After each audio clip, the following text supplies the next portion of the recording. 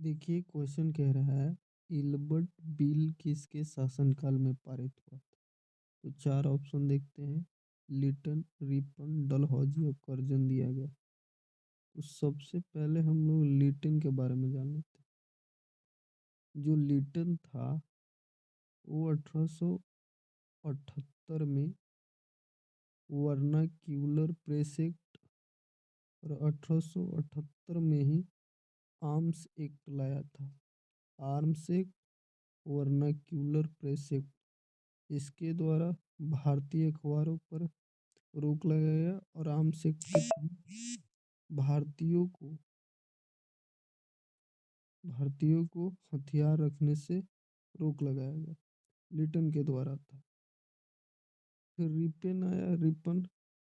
Ripon आया तो 1881 में वर्नाक्यूलर प्रेस एक्ट को समाप्त किया। क्या किया? समाप्त किया। फिर 1882 ईस्वी में स्थानीय स्वशासन की शुरुआत की। स्थानीय स्वशासन की शुरुआत स्वशासन की शुरुआत की और 1882 ईस्वी में ही हंटर आयोग लाया। क्या लाया? हंटर आयोग लाया। और इसी के शासनकाल में इल्बर्ट बिल पारित हुआ। जो इल्बर्ट बिल क्या कहता था कि इसमें भारतीय जज अपना फैसला सुना सकते हैं। तो इसका आंसर क्या हो जाएगा? रिपन हो जाएगा। अब समझिए डलहौजी।